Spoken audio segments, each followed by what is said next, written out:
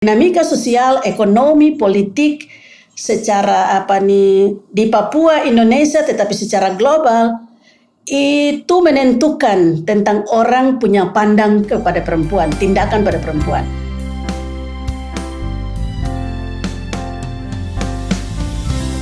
Shalom, jumpa lagi dengan kami podcast P3W, Suara Perempuan untuk Semua. Di episode kali ini, kami menghadirkan satu tokoh perempuan spesial. Kali ini kami mau bincang-bincang tentang perempuan dan pengambilan keputusan menuju pemilu 2024. Perbincangan ini merupakan sebuah pembelajaran pendidikan politik bagi perempuan. Nah, untuk itu telah hadir di sini satu tokoh perempuan spesial dan tentunya luar biasa.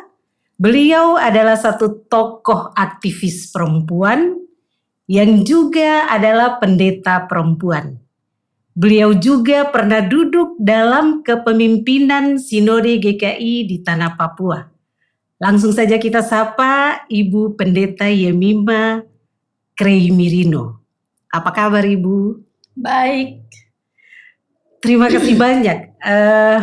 Kita bisa bertemu lagi dengan Ibu Pendeta Yemima Krei karena kita susah sekali untuk mencari waktu, dan pada kesempatan ini kita boleh jumpa lagi dengan Ibu Pendeta.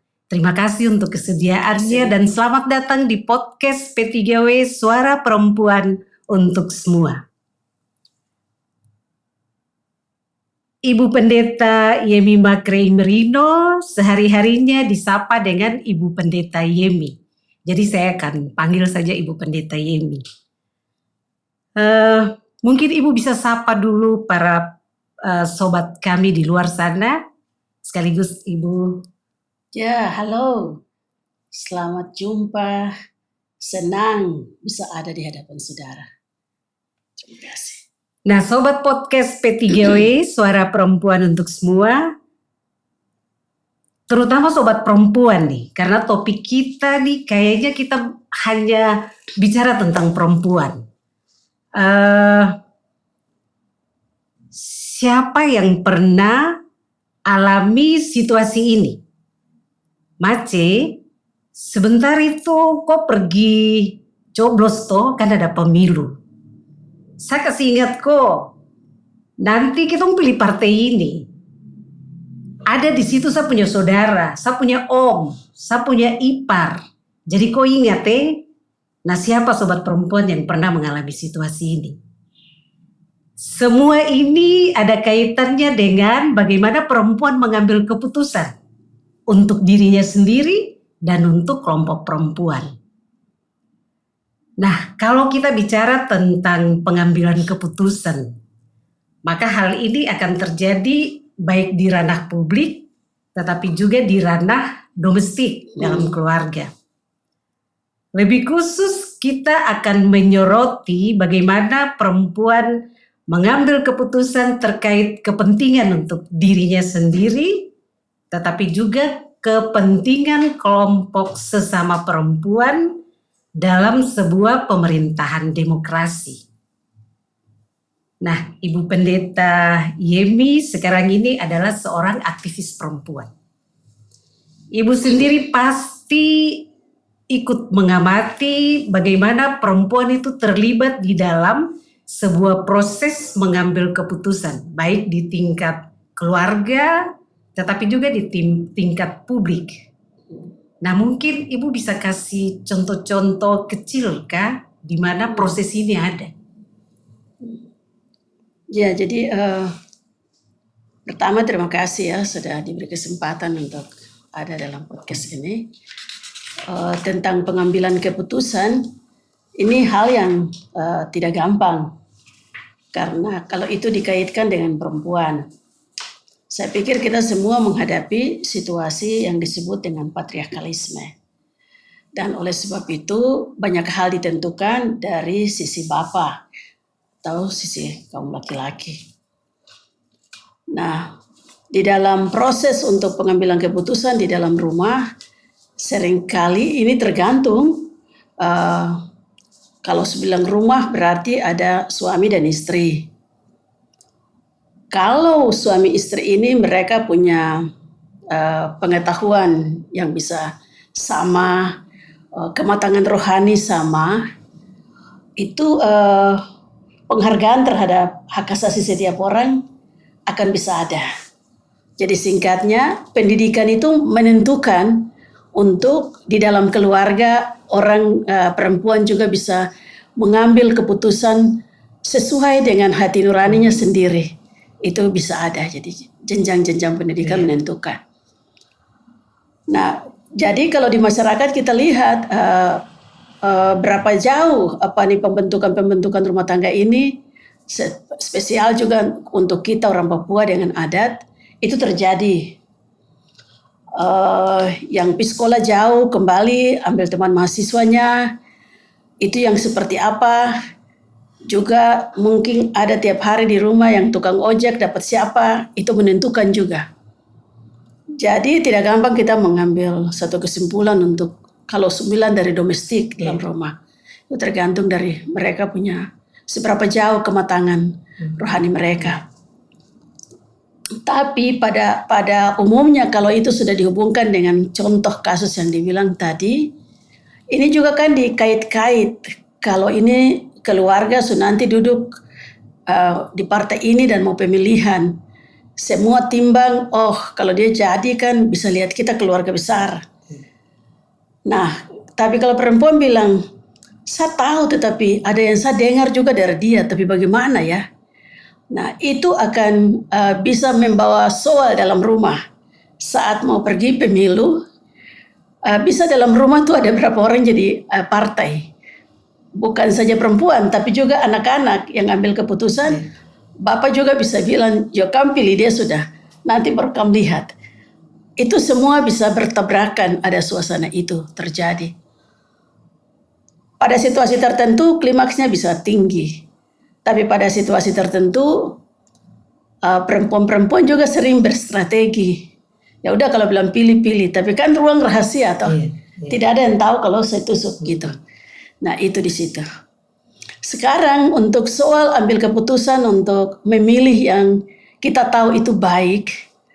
Pertama, sejak sekarang kita mesti kenal orang-orang yang nanti mau dipilih.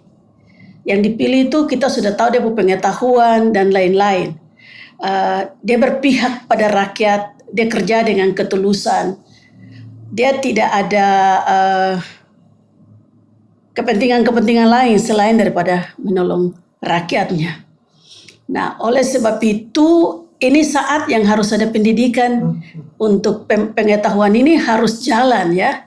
Hari ini kita dengan P3W sebenarnya P3W juga kita harus bergerak.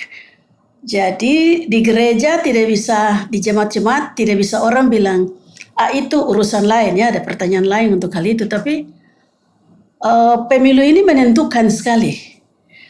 Kau mau bilang tidak, tapi hari ini realita ialah ada ketidakseimbangan dalam masyarakat adat bahwa perempuan boleh ikut kalau laki-laki sudah tentukan, tetapi hari ini realita kita semua ada di dalam satu negara.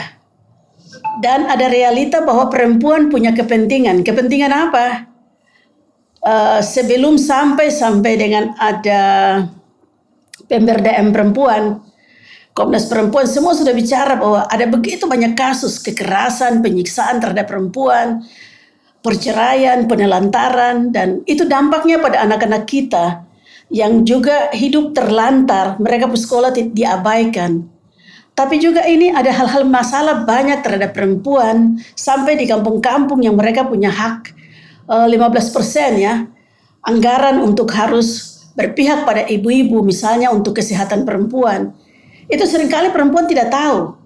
Nah, dampaknya ialah yang orang bilang gizi yang harus sampai kepada perempuan yang hamil, itu tidak sampai. Jadi anak-anak lahir dengan masalah gizi yang dibilang statin sekarang ya. Jadi sangat kompleks masalah perempuan yang kita hadapi. Nah, oleh sebab itu kita mesti kenal siapa yang mau maju di kita. Tapi bukan berarti kita juga tidak siap diri. Ini sudah pendaftaran. Tapi kita juga mesti siap, kalau sudah baik, bilang saya juga calon diri, saya bisa bikin gitu.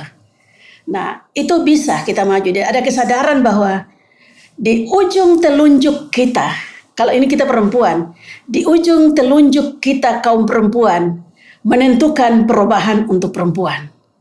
Kalau semua orang kita bilang di ujung telunjuk semua orang yang adalah makhluk politik ini, itu baik laki-laki perempuan menentukan kebaikan bangsa ini. Jadi jangan tidak pemilih.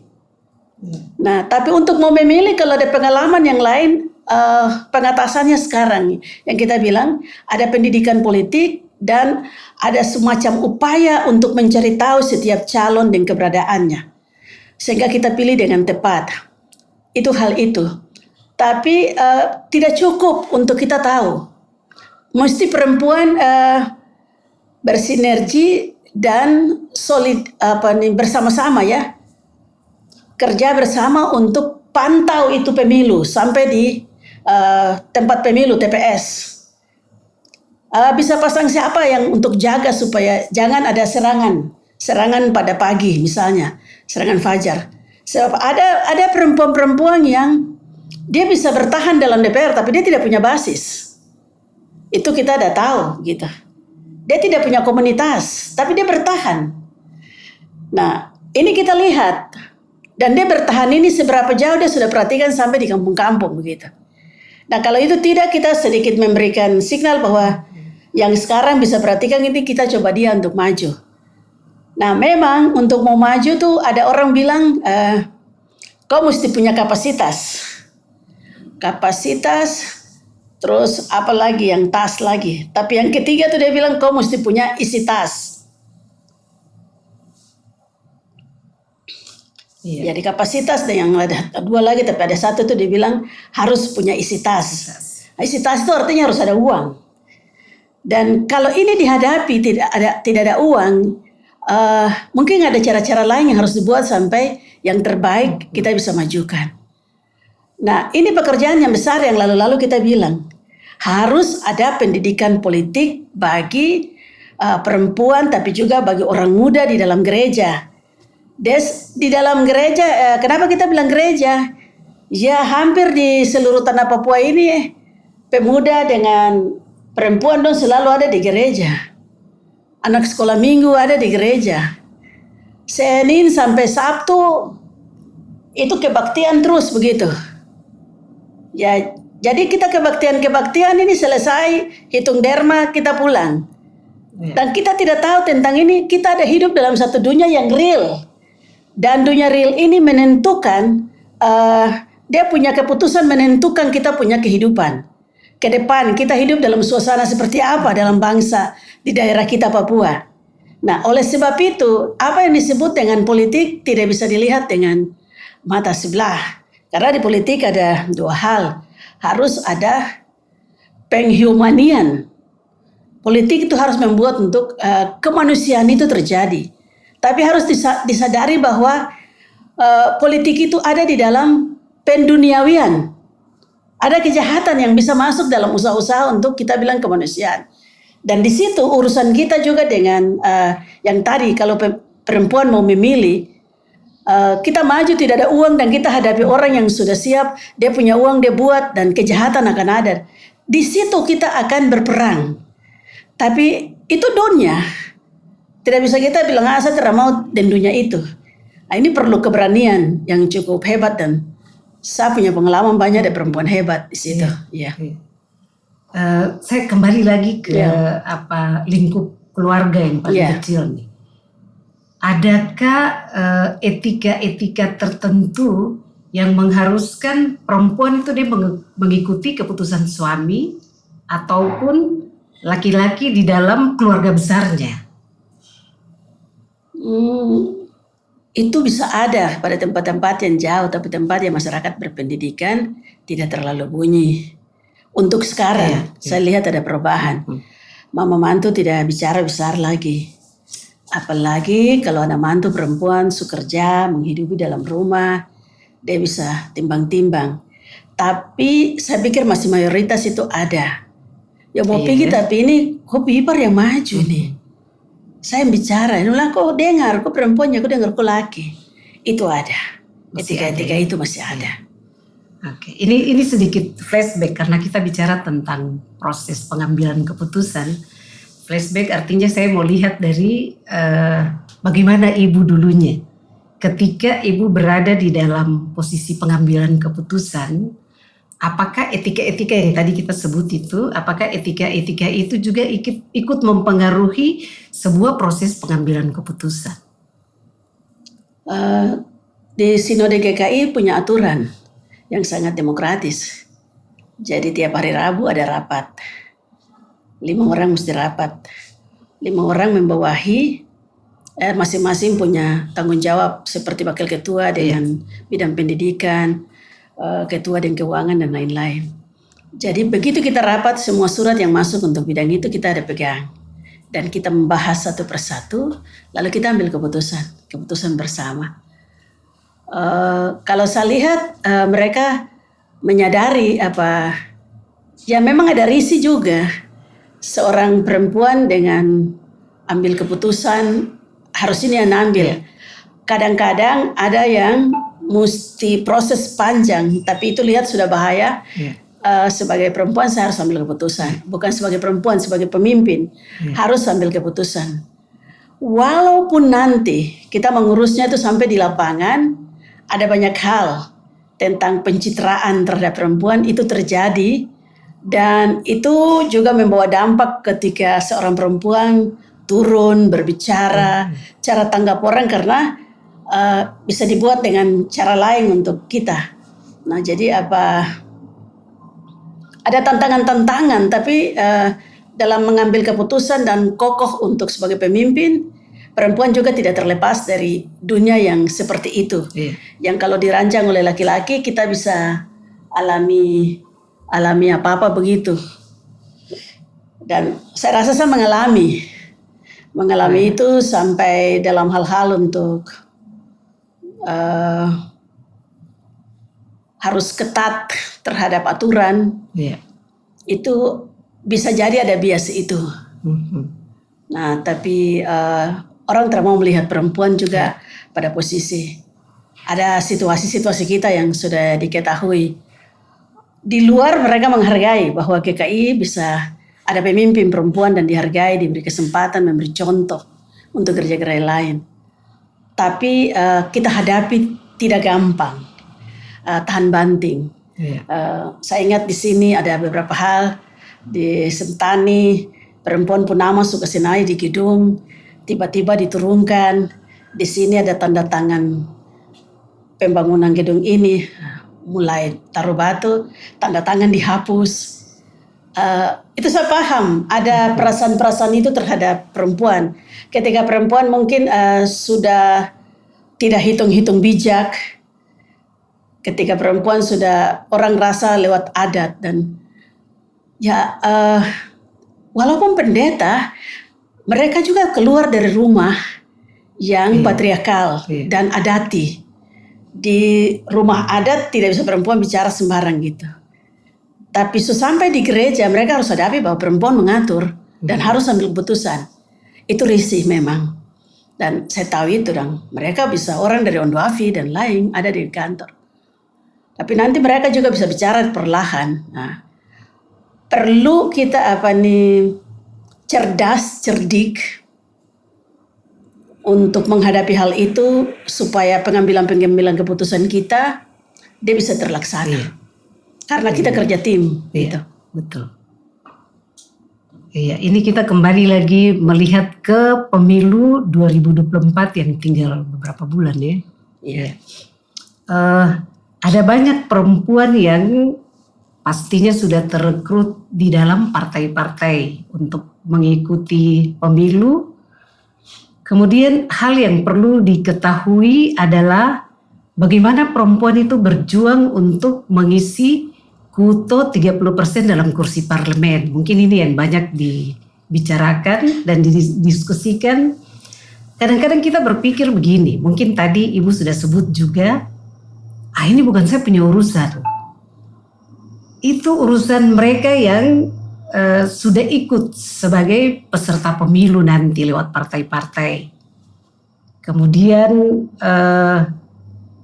ada yang bilang ya apapun alasannya. Tapi bagaimana Ibu lihat hal ini?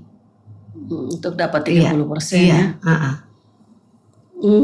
Ada perubahan untuk kali ini karena ada DOB provinsi baru. Iya. Terus kita mesti akui kita tidak siapkan kader perempuan untuk terlibat dalam politik. Dan tampilnya perempuan-perempuan untuk ada dalam aspek politik itu kurang. Dan partai cari hari ini. Partai cari tapi dorang yang bisa ada aktivis ikut kemana dan lain. Dia berusaha untuk ada sampai ke situ. Di sisi lain kita berstrategi, misalnya dalam komunitas tertentu kita kumpul dan kita bilang ini sudah mulai, kamu yang lain bisa lihat ke gunung yang lain bagi. Itu ada koordinasi untuk datang. Walaupun belum ada pendidikan politik. Nah, contoh seperti Persekutuan Senior GMKI pernah membuat pendidikan demokrasi. Nah, dia buat pendidikan demokrasi itu orang-orang GMKI yang senior atau yang muda mereka ikut. Nah, terus sudah kita lihat sekarang kau mau menuju kemana? Sama DPD, sama di sini. Itu laki perempuan kita lihat semua. Itu pun kurang. Dan hari ini ada beberapa yang lain tidak ikut lewat itu. Mereka sudah ada di mana? Kemarin saya coba-coba tanya mereka bilang, Mama ini kayaknya bukan 30% so lebih malah perempuan masuk. Nah, so bisa mau dekat 50%. Itu tanda kemajuan. Walaupun kita tidak bisa mengukur orang-orang ini kita sudah latih atau tidak dan partai mana saja tanggap. Seperti saya, itu 5 partai tawar. Tapi saya bilang bukan. Ya, don't tawar sampai lama tanya saya bilang, kalau Tuhan kehendaki, tapi yang saya rasa tidak. Ada yang saya mesti siapkan kader masuk, bukan saya yang masuk. Ada yang sudah siap, tapi kalau memang ada yang memang betul bahwa itu saya mesti masuk, nanti saya masuk. Tapi bukan sekarang. Di DPR pusat di mana hampir ada 5-6 partai tawar. Karena dia lihat mungkin kalau dan ibu ataupun perempuan-perempuan yang ini suara pasti banyak ke partainya toh. Nah itu dan kita mesti siap kader perempuan-perempuan yang hebat. Dia tidak hanya kalau dia dosen tampil di dosen apa mengajar atau di mana, tapi dia cukup bisa jadi orator. Dia dikenal di tengah rakyat. Dia punya cara pandang berpolitik harus dilatih dari bawah supaya bisa. Kalau kita bicara tentang partai politik, tadi Ibu bilang perempuan sudah banyak di situ. Bahkan kalau kita lihat dari porsi 30% mungkin sudah lebih. Nah, tahap selanjutnya kan duduk di kursi parlemen. Nah, mungkin ini ada kaitannya dengan sobat perempuan di luar sana yang nantinya menjadi sebagai pemilih perempuan. Nah, bagaimana kita menjadi pemilih yang smart. Nah ini menurut Ibu bagaimana? Kira-kira solusi apa, kiat apa yang kita pakai supaya pada saat itu kita benar-benar menjadi pemilih yang smart, yang tidak ikut-ikutan. Oh saya punya suami bilang begini, jadi saya ikut. Oh di situ ada saya punya saudara laki-laki, jadi saya ikut. Oh di situ ada saya punya om, jadi saya ikut. Tapi memang benar-benar keputusan datang dari diri sendiri. Dan untuk tadi kita bilang perjuangan untuk kepentingan menjawab kebutuhan perempuan dengan permasalahan perempuan yang begitu banyak. Di sini itu soal ialah perempuan-perempuan pemilih sampai di kampung harus tahu masalah yang dihadapi perempuan. Nah siapa yang kasih jelaskan mereka? Itu soal. Apakah contoh misalnya kalau di gereja, di PBI itu ada bahas itu. Khotbahnya membahas tentang itu. Bahwa kita punya tantangan besar. Ada kan visi perempuan sekarang. Misalnya kemarin di mana ya, juga Solidaritas Perempuan Papua, apa mereka yang bicara bahwa perempuan itu yang melahirkan kehidupan. Dan dia melahirkan, dia merawat, dia mendidik. Tapi hari ini kalau anak-anak kita ada keliru, ada begitu banyak orang narkoba, ada alkoholisme, ada kekerasan dalam rumah tangga, juga perkawinan dini yang juga membawakan masalah atas perempuan dengan masalah kesehatannya, kanker rahim dan lain. Kalau mereka tahu ada soal yang besar dan kita mau mengatasinya itu seperti lingkaran setan. Perempuan itu kalau dunia baik, dia yang diobjekkan. Dunia tidak baik, dia yang dijual. Dan dia akan menghadapi kekerasan lebih banyak. Krisis ekonomi, uang kurang. Dia bisa dipukul toh kalau kurang. Yang tarik ojek, pergi pulang, macet tanya. Mana uang yang kau dapat? Dia bilang ya tidak ada orang. 1-2 hari dia bilang ojek saja mau. Dan dia baku pukul. Ada lebih lagi dari itu. Jadi masalah perempuan untuk kita mau menjawab itu tidak menghadapi hal yang kecil. Ini yang mesti dijelaskan. Dari lalu di Sinode GKI saya bilang, koordinator PW tidak lagi orang biasa. Harus sudah punya pendidikan dengan gender.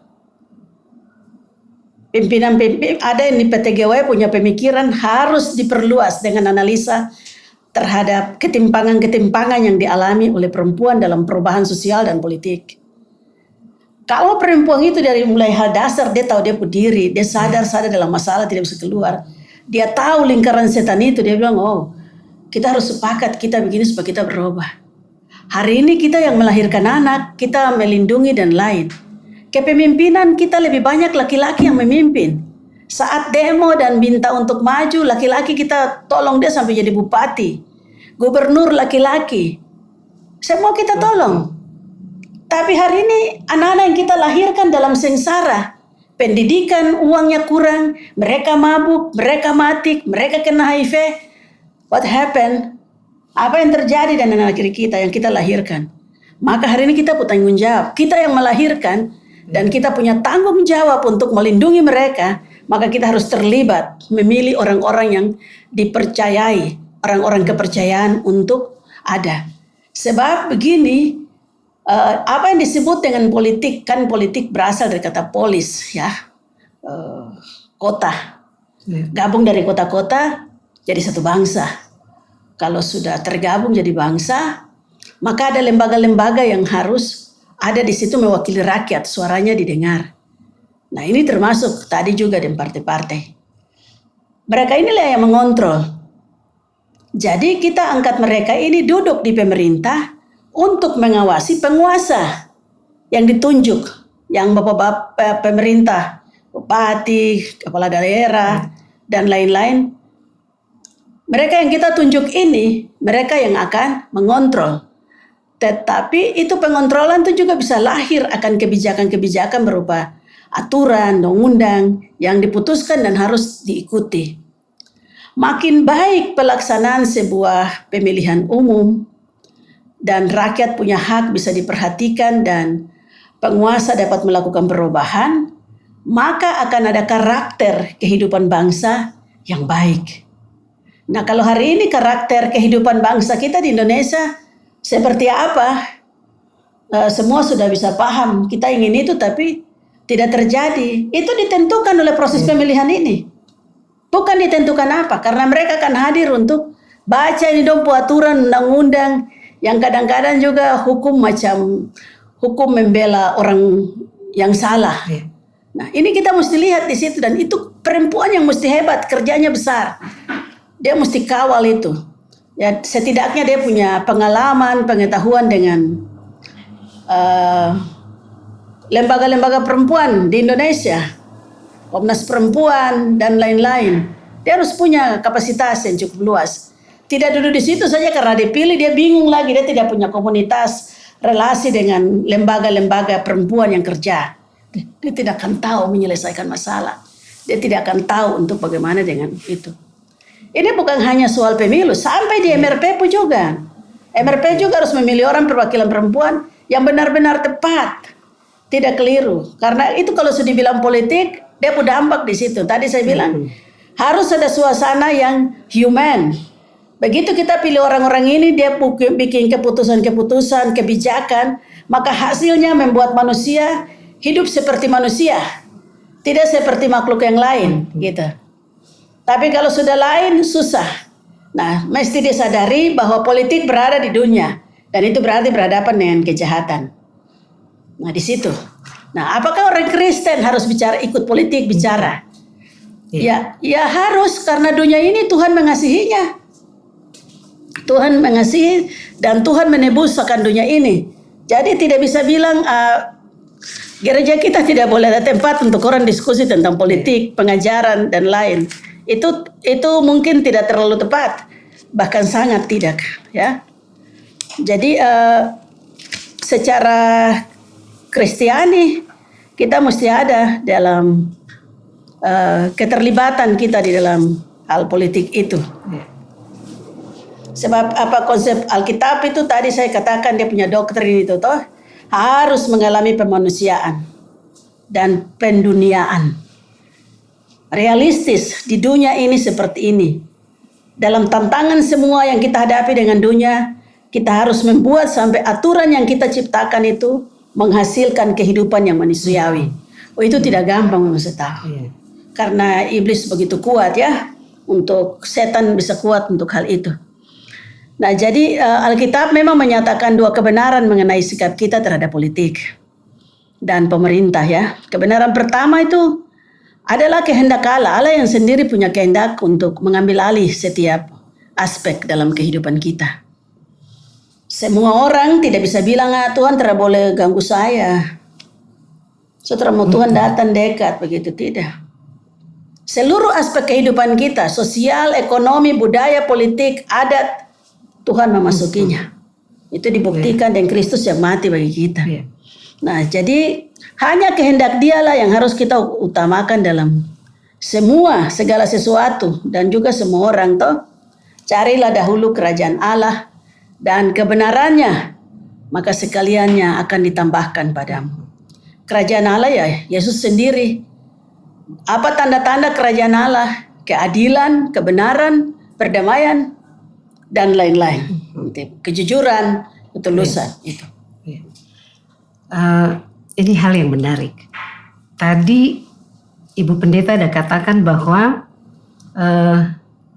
gereja juga ikut berpolitik untuk bicara ini. Dan saya kembali lagi flashback karena tadi juga Ibu ada menyebutkan bahwa dulunya koordinator PW juga dipikirkan untuk bicarakan hal ini. Apakah pada saat itu sudah terjadi bahwa di zaman kepemimpinan Ibu juga membangun opini untuk opini perempuan, maksud saya opini perempuan di lingkungan gereja untuk memikirkan hal ini, karena ini terkait dengan masalah-masalah perempuan yang ada di tengah-tengah kita. Sebenarnya sudah dibangun ya, sudah dibangun dengan pemikiran-pemikiran. Waktu lalu kita mulai datang dengan hal-hal Alkitab ya, kelilinglah Pulau Papua ini memberitahukan perbedaan antara laki-laki perempuan tidak ada, mereka setara dan mereka punya hak yang sama. Dalam gulatan yang ada, akhirnya kurikulum tentang gereja, pria, wanita, gereja dan masyarakat. Itu ada kurikulum ya masuk mata pelajaran itu ya, dimulai di Duta Wacana. Nah, itu kita ikut. Mata kuliah ini dibuat itu laki-laki yang banyak ikut, perempuan. Justru laki-laki yang banyak ikut. Justru laki-laki yang ikut banyak. Nah, ada mungkin juga di STTGKI. Tapi itu dampak untuk merubah teman-teman kita yang laki-laki bahwa ada perbedaan itu di hadapan Allah sama. Itu target kita di situ untuk setting pemikiran laki-laki, bahkan juga perempuan. Dia tidak bisa berani. Dia mau jadi pendeta, dia bilang so malu. Dia sudah tahu itu salah tapi tidak bisa bicara. Diam. Nah, ini juga kadang-kadang ada pendeta perempuan kawin dengan laki-laki pendeta juga. Sampai di rumah dia terima, padahal dia lebih pintar. Dia tidak bisa karena dia sudah terbiasa di rumahnya. Diajar adati tidak boleh lawan dan lain gitu. Jadi sampai dalam itu juga belum. Nah, terhadap sekolah yang menyiapkan pemimpin, ini harus ada pembaruan. Harus dibuat sampai orang berubah. cara pandangnya. Sehingga dia rasa itu sama. Ini kan kita bergumul dari tahun 84 ya, dalam keputusan Dewan Gereja Sedunia itu. Itu kan ada keselarasan antara laki-laki perempuan. Itu pikiran itu sampai ke tahun 80 kepada kita. Dengan keputusan dunia itu maka dalam sidang-sidang perempuan harus sekian persen itu dibuat. Nah itu yang sekarang lagi masuk ke situ. Nah tapi itu terjadi terus pas ada perubahan di sini undang-undang Otsus dan kita dapat MRP. Nah itu kan kita siapkan, tidak ada yang sama-sama dorang. Saya pendeta di 25 harus datang di terasnya Jemaat 25 Paulus, mesti diberi sedikit arahan, kasih ajar dan bagaimana berjuang. Aktivis kumpul. Nah situ kita sampai berjuang bahwa kita punya hak karena perempuan, kita mesti berjuang karena perempuan kita tertinggal. Lalu disitulah kita berjuang untuk Ibu Hana maju pada posisi wakil MRP. Itu sejarah pertama kali resmi seorang perempuan pakai topi yang diberikan bangsa dan dia harus secara adat memimpin perempuan.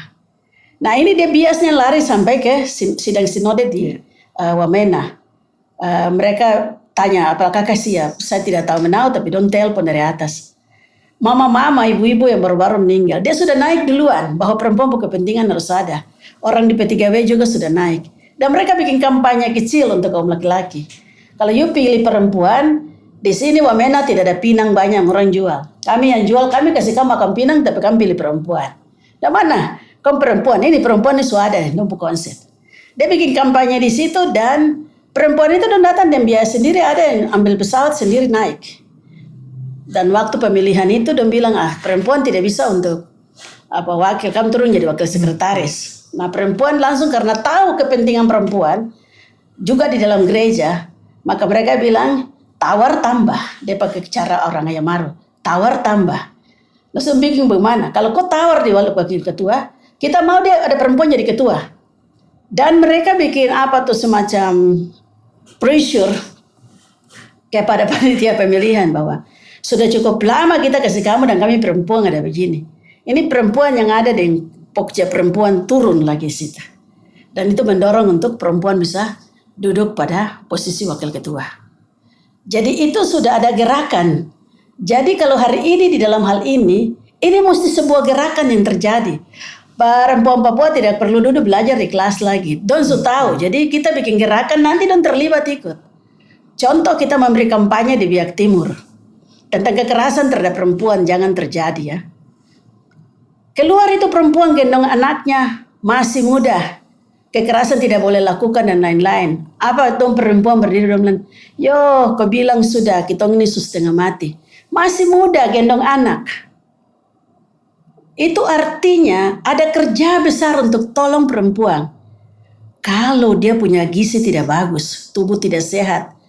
Dia melahirkan anak juga untuk orang Papua tidak sehat. Dia tidak punya pengetahuan tentang gizi yang baik. Dia tidak bisa merawat diri dengan baik. Baru kalau dia sudah pukul lagi, you mau dapat anak apa di dalam Papua yang bagus? Tidak ada. Nah itu yang buat waktu di sinode saya punya perhatian untuk perempuan itu bagaimana dan terutama untuk pendeta perempuan juga walaupun tidak terus karena full pekerjaan tetapi dari semua inilah saya sendiri sebagai pimpinan bilang kita tidak bisa kerja tidak strategis dalam hal ini. Itulah yang kita minta ahli datang dan kita bikin master plan GKI. Dari hasil angket kita semua warga jemaat bilang GKI harus menjadi gereja yang membawa keadilan, perdamaian dan kesejahteraan. Mengapa keadilan? Ada banyak ketidakadilan. Mengapa perdamaian banyak konflik? Kesejahteraan kenapa? Karena kemiskinan terlalu jalan panjang. Itu. Iya baik. Ini mungkin pertanyaan yang terakhir. Tapi yang tadi saya jelaskan dari master plan itu. Mengapa tidak 3 hal itu? Kalau perempuan mau kerja dengan visi besar itu, kan GKI menganut teologi kerajaan Allah. Mereka bilang harus visinya kerajaan Allah. Kita bilang visi itu abstrak. Apa yang terjadi di kondisi jemaat, dia butuh kata itu terdengar di telinga. Kerajaan Allah dia tahu jauh karena bilang itu. Tapi tanda-tanda kerajaan Allah itulah adalah keadilan, perdamaian, dan kesejahteraan. Ini mesti ditaruh. Sebab setiap hari dia berhadapan dengan ketidakadilan, termasuk perempuan. Nah, bagaimana mengatasi hal perempuan dalam untuk keadilan relasi laki-laki perempuan juga di masyarakat yang tidak adil bagi perempuan, ini perlu kerja besar yang dilakukan. Nah, ini kerja besar ini yang dulu kita kasih pikiran juga untuk P3W ya. Waktu balik dari Duta Wacana kita bikin Kuafadis PLPS, dan kita akhirnya kasih nama P3W. Nah, tapi di situ dibilang bahwa dinamika sosial, ekonomi, politik secara di Papua, Indonesia, tetapi secara global itu menentukan tentang orang punya pandang kepada perempuan, tindakan pada perempuan. Kalau ada perang di Pasifik, mungkin akan ada dampak apa lagi dengan perempuan di Papua. Begitu pula dengan perempuan di Pasifik. Ada hal ekonomi kepentingan dengan Cina dan Pasifik, juga di Indonesia, akan ada dampak bagi perempuan sampai di lapangan, di tempat-tempat perusahaan juga bisa terjadi. Nah, itu yang secara global mengurusi perempuan itu mengurusi satu bangsa. Ini mungkin kata penting bagi semua perempuan yang di luar sana. Ketika kau berpihak, kau melihat perempuan dan masalahnya, dan kau harus bergumul dan bekerja secara strategi, taktik strategis, itu kau kerjakan untuk keselamatan satu bangsa. Bukan lain, keselamatan satu bangsa. Jadi kalau orang Papua mau bicara hebat tentang bangsanya, tapi perempuannya tertindas, diperlakukan tidak adil, ya tidak akan sampai pada apa yang kita inginkan. Kerja besar. Baik, pasti banyak sobat perempuan di luar sana yang mengetahui bagaimana kondisi permasalahan perempuan yang ada di tempat kita masing-masing. Dan tadi Ibu Yemi juga sudah katakan bahwa pemahaman seperti ini yang harus dibangun dengan banyak perempuan yang ada sampai di kampung-kampung, yang mereka tidak tahu untuk apa perempuan ada di parlemen, untuk apa saya pilih dia dan dia ada di parlemen, memangnya dia buat apa untuk saya. Nah, itu pertanyaan yang mungkin ada di banyak perempuan. Tapi seperti yang Ibu jelaskan tadi, bahwa kita perlu perempuan untuk dia mendukung kebijakan-kebijakan, keputusan-keputusan yang akan menjawab semua permasalahan perempuan, berpihak pada permasalahan perempuan. Nah, sekarang kira-kira, walaupun tadi memang Ibu sudah ada sebut, misalnya dalam gereja, lewat PW GKI misalnya, untuk lingkup PW GKI kita perlu bicarakan hal itu. Tetapi apalagi hal-hal yang bisa bikin perempuan itu dia sadar politik dan dia mau menjadi pemilih yang smart. Yang smart itu artinya bahwa dia ikut mendukung kepentingan kelompok perempuan. Jadi kalau saya pilih perempuan ini, pasti perempuan ini akan mendukung kelompok perempuan. Bukan bahwa saya pilih dia kasih uang ke saya. Harus tercipta satu gerakan, Non. Harus tercipta satu gerakan. Kepada perempuan-perempuan kuat, lembaga-lembaga perempuan yang kuat, mesti kooperatif. Sekarang duduk bersama. Lalu kita buat. Ada satu kesimpulan di dunia, bahkan di Indonesia hari ini. Krisis satu bangsa itu terjadi karena ada krisis dalam bangsa hari ini, adalah krisis kepemimpinan dan krisis penguatan masyarakat. Jadi pemimpin sudah naik, dia tidak dilatih, tidak tiba-tiba jadi DPR, tiba-tiba jadi bupati, masih muda-muda, proses lewat mana, 1-2 hari kah begitu, karena mau proses itu kan mesti 15 tahun, sudah lewat jenjang apakah, nanti di mahasiswa ada ikut aktif, sampai dia amanah lagi itu, baru dia bisa naik pemimpin. Ada jenjangnya. Nah sekarang hari ini kan, the right man in the right place, tidak ada. Siapa saja suka naik bicara gitu. Ini harus dikembalikan. Mesti ada pencerahan. Jadi terjadi gerakan perempuan tuh lembaga-lembaga kuat untuk menolong perempuan. Perempuan-perempuan kuat mesti bersatu. Baru mereka bikin gerakan. Bagaimana supaya penguatan kepada rakyat itu bisa terjadi? Kita mau datang bicara di rakyat dan cara apa? Dalam konteks Papua, kami mesti mengakui masyarakat kita masih hidup dalam adat dan punya keret. Keret itu punya tanah, keret punya hutan, keret punya laut. Jadi nanti semua apa yang dibijaki keputusan tuh datang kemari di kampung itu, yang di kampung kerja di numpuk tanah dan semua. Nah, oleh sebab itu bagaimana gerakan ini buat sampai penguatan itu ada orang-orang berdiri dalam kampung dengan keret-keret. Orang-orang yang cerdas, yang cerah itu berdiri. Nah, ini ada penemuan ini sekarang hari ini bisa dibuat. Jadi tadi nanti sampai dia bilang, "Tom anak ini baik, Tom mau kasih dia maju tapi Tom terda uang."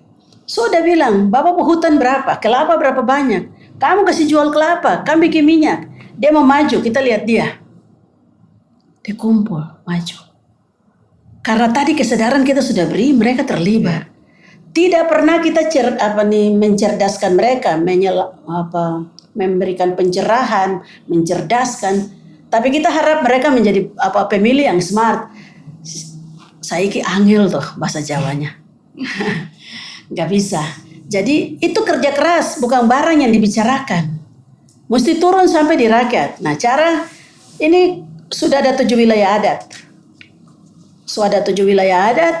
Masing-masing wilayah adat ini dia sudah tahu dia baginya bagaimana. Kayak kita di sini Saireri, ada Biak, ada Waropen dan semua di kota ini. Kumpul bicara. Mau deka libur ini balik ke keret mau bicara. Bapak kepala kampung ini ada begini-begini tuh mesti pilih. Karena ada masalah juga dengan kepala kampung, kan uang sampai juga kepala kampung terpakai baik. Untuk apalagi untuk berpihak perempuan. Dapat uang di kota, tinggal 1 bulan di kota. Nanti baru pulang kembali. Kalau pulang balik, baik. Tapi kalau putar di kota ini ada sesuatu, lalu bawa apa penyakit lagi, maka HIV akan datang kena lagi di kampung dan istri, menyebar lagi ke yang lain lagi. Itu bisa terjadi. Jadi lingkaran setan gitu. Nah, oleh sebab itu, hadirnya pendampingan kita kepada mereka tidak hanya karena pemilu. Ada hal-hal lain yang kita memberikan pencerahan sampai di pemilu ini mereka bilang kita maju. Bahkan perempuan bisa menguasai anak-anaknya untuk memilih calon perempuan. Bisa. Kita yang melahirkan kok. Kes makan, minta makan tapi kamu pilih. Ini kita mau pilih untuk lihat mama-mama supaya lihat kamu lagi dan kamu kakak-kakak orang. Kampus uang sekolah apa dia bisa bicara. Ada keputusan. Mama-mama berpengaruh besar. Jadi jangan dengan kegelapan sedikit yang kita lihat di situ dengan patriarkalisme yang ada bikin hierarki itu, posisi bagi perempuan, kita tinggal di situ aja. Kita harus harus punya taktik. Kalau sudah taktik, oke, kita bisa bikin itu. Dan dalam taktik kan ada hal-hal yang kita bisa bikin improvisasi. Sampai dengan improvisasi kita tahu, duduk masalahnya ada begini-begini. Pendekatan kita berubah. Tidak dari atas turun ke sini sudah. Mungkin tadi dekat ada terus, tapi kali lain tidak. Mereka sudah izinkan kita ada di kampung, toh bicara lain dan orang mengerti. Beda. Tapi hari ini sama bilang tuh semua di luar. Hari ini benar-benar anak-anak yang kita lahirkan dari rahim kita ini ada dalam kesukaran. Jadi tidak bisa harapkan generasi Papua baik hari ini. Kaum perempuan tidak boleh diam. Harus terlibat di dalam pemilihan ini. Dan kaum perempuan yang lain yang sudah cerdas, turun kampung, turkam. Libur-libur besar datang di kampungmu. Dan kasih kecerdasan untuk mereka. Supaya mereka tertolong. Ini berat hari ini untuk anak-anak kita. Kita cuma penduduk sekarang orang asli Papua berapa? Baru kalau ada yang sakit. HIV/AIDS lagi orang bilang tinggi. Terus paru-paru. Alkoholisme lagi. Dorong untuk semua jadi untuk maut yang besar itu datang ambil orang terus. Ya tidak mungkin sampai 2 juta juga kok. Terus bayangkan apa untuk urus Papua ini baik untuk siapa? Nah jadi sekarang kamu terlibat. Supaya kita lihat orang-orang siapa yang masuk duduk di DPR untuk tolong kita. Kira-kira itu satu pikiran.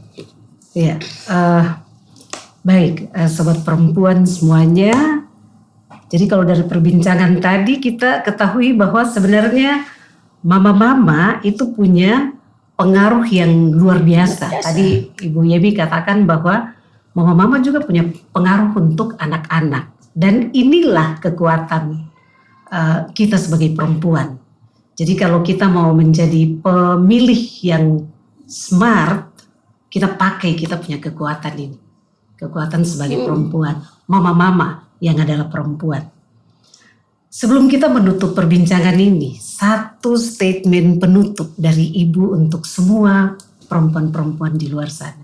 Yang nantinya akan menjadi pemilih yang smart. Ya, jadi sebenarnya kalau kita lihat dari ilmu politik tuh manusia tuh makhluk politik. Ya. Jadi kalau ini pesta demokrasi tuh itu sudah pesta politik yang terjadi. Masuklah dengan pemikiran-pemikiran yang cukup baik, pertimbangan dan harus terlibat. Kita tidak hidup di suatu dunia yang lain. Teman-teman di luar, jangan ciptakan surga di tengah-tengah neraka hari ini. Ada di dunia orang pikir ini dan semua hal menimpa kita, tapi kita bikin dunia kecil, kita puas di rumah kita, lihat anak, kita keluar, sudah kita puas. Tak mau tahu dan hal-hal lain. Jangan ciptakan surga di tengah neraka. Lagi keadaan ini. Kita mesti terlibat masuk. Kalaupun itu neraka, kau masuk dan iman. Kita akan dapat pemimpin yang baik. Yang menolong untuk kita lebih human. Untuk yang ada di luar hari ini nih kan. Kalau ada orang mati, itu biasa. Kalau ada pelayanan kesehatan, kita lihat dia tadi ada bicara-bicara. Kita bahwa dia ada masih baik kok. Dia dapat minum obat kah. Kok ada perubahan. Tuan tidak bisa bicara. Habis itu bilang begitu jadi. So, sampai sini tuan tidak bisa bicara. Hanya rakyat juga pikir. Kalau ke rumah sakit nanti mati saja. Don mau datang rumah sakit. Padahal don sakit yang berat-berat. Nanti susah baru datang. Nah, kita harus ada terlibat supaya ada tercipta satu sistem yang menolong. Sistem yang menolong bukan kita saja. Sistem yang menolong juga untuk dokter. Kalau orang kena HIV datang, dokter-dokter dikasih yang mereka layani. Perawat layani. Berita-berita kita terakhir kan tidak ada fasilitas bukan juga tapi obat dan lain-lain cukup di rumah sakit. Itu faktor manajemen. Itu dihadapi. Nah, jadi kita perlu ada orang-orang yang kita tempatkan supaya memberi perubahan. Kita tidak bisa begini. Apalagi hari ini Papua dalam kondisi gubernur PLH, terada wagub. Kalau ada apa-apa yang besar, apa yang kita hadapi hari ini. Nah, jadi terlibatlah dalam pesta rakyat ini. Dengan smart yang tadi dibilang. Tentu dengan pikiran yang tadi bahwa kita mau dapat pemimpin yang pada akhirnya mereka akan duduk di tempat itu dan menghasilkan sebuah sistem yang human. Sistem tidak bisa didapati kalau tidak ada aturan, tidak ada kebijakan yang dibuat, maka tidak akan tercipta sistem itu. Dan untuk menghasilkan satu sistem, hasilkan satu aturan, ini tidak gampang sampai bisa dapat hal-hal yang human karena ada banyak kepentingan. Terakhir ini kan kita lihat, kita merasa tidak mau terlibat itu karena di DPR itu bukan kepentingan rakyat yang dilihat. Kepentingan partai lah yang dilihat. Pesan partai terlalu besar. Jadi anggota partai juga berapa duit kita lagi untuk partai dan lain-lain. Tetapi kita mesti bilang bahwa kita harus menjadi pemberani. Untuk mengangkat perempuan-perempuan pemberani. Mereka duduk. Kalau dia sudah berani saja lumayan. Nanti baru kita kasih dia ilmu tambah. Nah, ini yang tadi saya bilang koordinasi ya. Itu yang kedua. Lembaga-lembaga di mana ada bicara tentang perempuan dan perempuan-perempuan kuat berkooperatif bekerja sekarang hari ini supaya tercipta gerakan. Kalau gerakan ini terjadi, teman-teman kita yang sudah duduk nanti terpilih di DPR, dia akan tahu. Kita juga bisa bikin bargaining, Tom pilih kau tapi hal-hal ini yang kau harus lihat, kita perlu ini. Begitu sampai 1 tahun dia terkerja, kenapa kau terbikin ini? Tanya dia, langsung lagi ke bupatinya. Kalau begitu kita tanya. Kalau kita datang tanya-tanya terus, dia pikir, saya dalam kontrol yang ketat. Tapi kalau kau tidak mau memilih, tidak bisa menjadi orang yang pengontrol, para pemimpin kita, penguasa akan kerja dengan bebas. Dan itu kita hancur. Tidak ada karakter pemilihan umum yang baik. Jadi saya harap semua terlibat. Baik, ini bincang-bincang kita ke depannya untuk sobat perempuan di luar sana, kita bisa menjadi pemilih yang smart. Karena ada banyak hal yang harus dipikirkan. Seperti tadi Ibu Yemi katakan bahwa politik itu harus mengalami kemanusiaan. Nah ini, bagaimana peran kita sebagai perempuan untuk ikut andil di dalamnya. Walaupun kita nanti menjadi sebagai pemilih perempuan, tapi gunakan hak suara. Tinggal beberapa bulan lagi kita akan menuju ke sana dan kita perlu persiapkan diri untuk itu. Dengan belajar banyak hal. Terutama kita kenal bagaimana permasalahan perempuan dan kita akan mengenal lagi siapa perempuan-perempuan yang akan kita pilih. Supaya kita benar-benar menjadi pemilih yang smart, yang tidak ikut-ikutan. Tapi ada lain juga. Ya. Kita kan di Papua ini gereja mimbar untuk bicara. Orang banyak dengar. Jadi khotbah-khotbah hari Minggu tuh. Yo bahas tuh apa tuh politik. Bikin seminar di dalam jemaat. Terlibat dalam politik itu bagaimana. Jangan sedekat baru bikin ceramah banyak. Tidak guna. Pendidikan politik harus dibuat di dalam gereja.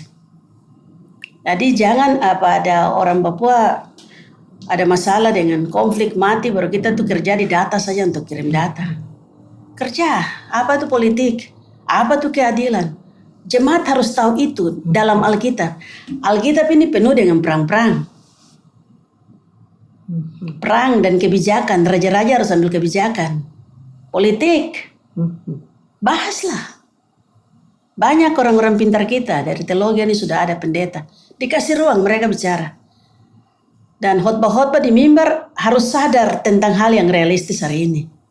Jangan terus dengan itu, bukan tidak suka. Pengajaran apa penting sudah, tetapi dia harus connect. Dia harus mencerahkan kehidupan. Dogma dan segala harus tahu. Ya itu, jangan lagi saya bicara mereka pikir saya mau ngatur gereja. Tapi hampir di mimbar-mimbar enggak kedengaran lagi bahas politik. Orang takut. Dikira kalau bicara itu lagi, apalagi dengan orang Papua punya tuntutan Papua Merdeka, orang takut. Harus bahas. Apa tuh merdeka menurut Tuhan? Merdeka yang realistis dalam kebesaran. Kalau belum merdeka, apa yang kita buat? Kita harus taat pada Tuhan bahwa Tuhan ada dalam segala ini dan antar kita. Maka kita harus hormat pemerintah. Yang bahasa ini diberikan. Dan dibahas anak-anak dalam diskusi, pembicaraan, pendeta jemaat mesti buat. Jangan terfokus pada rutinitas gereja. Hari Minggu di gereja catat persembahan. Majelis hitung persembahan selesai pulang. Besok lagi store lagi ke klasis ke sinode lagi. Kalau belum penuh lagi tanya kenapa setoran bulan ini turun dan lain. Itu bukan gereja. Bukan. Itu bukan pekerjaan gereja. Karena gereja hadir untuk membaharui dunia. Gereja hadir untuk agen perubahan. Kalau Papua hari ini dalam kondisi seperti ini, orang Papua hari ini seperti ini.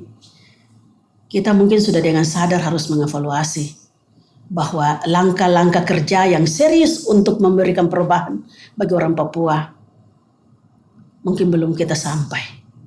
Harus dikerjakan. Di mimbar harus dipakai. Saya tidak suka lagi orang macam bicara tentang taat untuk Tuhan tuh jangan marah. Di Efesus pasal sekian, Galatia sekian, roh kedagingan, roh kudus itu apa? Jemaat sudah baca. Kasih visi baru. Dari semua itu. Kita penuh dengan konflik. Banyak. Yesus tidak datang dalam situasi yang aman. Situasi yang politik agama, politik pemerintah. Jadi masa tidak bisa kasih kata politik di atas dalam gereja. Makasih itu sebenarnya pesan. Iya, itu statement terakhir dari Ibu Yemi tadi bahwa di dalam gereja pun kita bisa membahas tentang hal politik. Jadi kalau misalnya dari sisi perempuan, di dalam wadah perempuan di dalam gereja ada, kalau di GKI ada PWGKI, itu pun bisa menjadi hal yang bisa dibicarakan. Supaya kita benar-benar bisa menjadi pemilih perempuan yang smart. Demikian bincang-bincang kami bersama Ibu Pendeta Yemima Grey Mirino, STH, seorang aktivis perempuan yang sampai saat ini masih ikut memperjuangkan hak-hak perempuan. Terima kasih banyak Ibu sudah menjadi bagian dari podcast P3W pada hari ini. Dan kita akan mengakhiri perbincangan kita di episode kali ini. Kami mengingatkan supaya sobat di luar sana akan mendapatkan perbincangan kami selanjutnya lewat episode-episode yang akan datang. Jangan lupa untuk subscribe bagi yang belum, jangan lupa like, dan jangan lupa juga share kepada teman-teman yang lain. Kita akan berpisah, kami pamit undur diri. Shalom.